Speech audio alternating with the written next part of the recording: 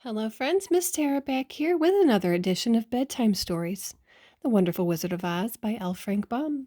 We are on Chapter 6, which is entitled The Cowardly Lion.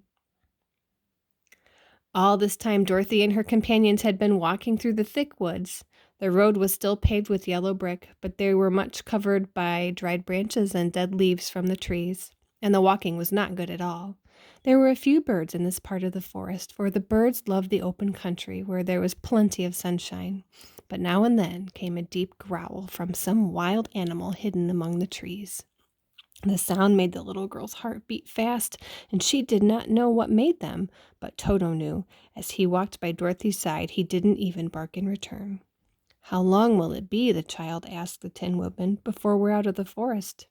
"I cannot tell," was the answer, "for I have never been to the Emerald City, but my father was there once when I was a boy, and he said it was a long journey through a dangerous country.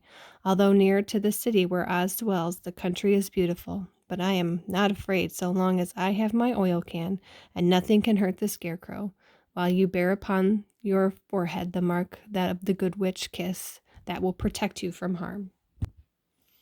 "But Toto," said the girl anxiously, "what will protect him?" "We must protect him ourselves if he is in danger," replied the Tin Woodman. Just as he spoke, there came from the forest a terrible roar, and the next moment a great lion bounded into the road. With one blow of his paw, he sent the Scarecrow spinning over and over to the edge of the road, and then he struck the Tin Woodman with his sharp claws. But, to the lion's surprise, he could make no impression on the tin, although the woodman fell over in the road and lay still. Little Toto now had an enemy to face. He ran barking toward the lion, and the great beast opened his mouth to bite the dog. When Dorothy, fearing Toto would be killed and heedless of danger, rushed forward and slapped the lion upon his nose as hard as she could, while she cried out, "Don't you dare bite Toto! You ought to be ashamed of yourself, a big beast like you, to bite a poor little dog!" "I didn't bite him," said the lion as he rubbed his nose with his paw where Dorothy had hit it. "No, but you tried to," she retorted. "You are nothing but a big coward." "I know it," said the lion, hanging his head in shame. "I've always known it. But how can I help it?" "I don't know, I'm sure. To think of you striking a stuffed man like the poor Scarecrow." "Is he stuffed?" asked the lion in surprise, as he watched her pick up the Scarecrow and set him upon his feet while she patted him into shape again. "Of course he's stuffed," replied Dorothy, who was still angry. "That's why he went over so easily," remarked the lion. It astonished me to see him whirl around so. "Is the other one stuffed as also?" "No," said Dorothy. "He's made of tin," and she helped the woodman up again.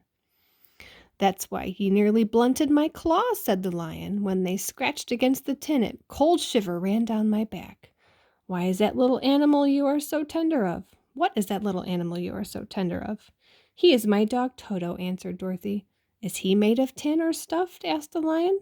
"Neither. He's a, a meat dog," said the girl. "Oh, he's a curious animal and seems remarkably small. But now that I look at him, no one would think of biting such a little thing except a coward like me," continued the lion sadly. "What makes you a coward?" asked Dorothy, looking at the great beast in wonder, for he was as big as a small horse. "It's a mystery," replied the lion. "I suppose I was born that way. All the other animals in the forest naturally expect me to be brave, for a lion. For a lion is everywhere thought to be the king of the beasts. I learned that if I roared very loudly, every living thing was frightened and got out of my way. Whenever I'd met a man, I've been awfully scared, but I just roared at him, and he has also run away as fast as he could go. If the elephants and the tigers and the bears ever tried to fight me, I should have run myself. I'm such a coward. But just as soon as they hear me roar, they all try to get away from me, and of course I let them go." "But that isn't right. The king of the beasts shouldn't be a coward," said the Scarecrow. "I know it," returned the lion, wiping a tear from his eye with the tip of his tail. "It is my great sorrow, and it makes me very unhappy. But whenever there is a danger, my heart begins to beat fast." "Perhaps you have heart disease," said the Tin Woodsman. "It may be," said the lion. "If you have," continued the Tin Woodman, you ought to be glad. for it proves you have a heart. For my part, I have no heart, so I cannot have heart disease." "Perhaps," said the lion thoughtfully, "if I had no heart, I should not be a coward." "Have you brains?" asked the Scarecrow. "I suppose so. I've never looked to see," replied the lion. "I'm going to the Great Oz to ask him to give me some," remarked the Scarecrow, "for my head is stuffed with straw." "And I'm going to ask him to give me a heart," said the Woodman. "And I'm going to ask him to send Toto and me back to Kansas," added Dorothy. "Do you think Oz could give me courage?" asked the Cowardly Lion. "Just as easily as he could give me brains," said the Scarecrow. "Or a heart," said the Tin Woodman. "Or send me back to Kansas," said Dorothy. "Then if you don't mind, I'll go with you," said the lion, "for my life is simply unbearable without a bit of courage." "You'll be very welcome," answered Dorothy, "for you will help to keep away all the other wild beasts.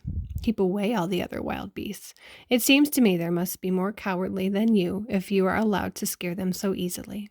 "They really are," said the lion, "but that doesn't make me any braver. As long as I know myself to be a coward, I shall be unhappy." So once more the little company set off upon the journey, the lion walking with stately strides at Dorothy's side. Toto did not approve his new comrade at first, for he could not forget how he nearly had been crushed between the lion's great jaws. But after a time he became more at ease, and presently Toto and the Cowardly Lion had grown to be good friends. During the rest of the day there was no other adventure to mar the peace of the journey. Once, indeed, the Tin Woodman stepped back upon a beetle that was crawling along the road and killed the poor little thing. This made the Tin Woodman very unhappy, for he was always careful not to hurt any living creature as long as he walked. He wept several tears of sorrow and regret. Those tears slowly ran down his face and over the hinges of his jaw where they were rusted. Then Dorothy presently asked him a question. The Tin Woodman could not open his mouth, for his jaws were tightly rusted together. He became frightened at this, and made many motions to Dorothy to relieve him, but she could not understand. The lion was also puzzled to know what was wrong, but the Scarecrow seized the oil can from Dorothy's basket and oiled the Woodman's jaws, so that after a few moments he could talk as well as before. "This will serve to me as a lesson," said he, "to look where I step. For I should kill another bug or beetle, I should cry again, and crying rests my jaw so that I cannot speak." Thereafter he walked very carefully with his eyes on the road, and when he saw a tiny ant toiling by, when he saw a tiny ant toiling by, he would step over it as to not harm it. Then the Tin Woodman knew very well that he had no heart, and therefore he took great care never to be cruel or unkind to anything. "You people with hearts," he said, "you have something to guide you, and never need do wrong. But I have no heart, so I must be very careful. When Oz gives me a heart, of course, I needn't mind so much."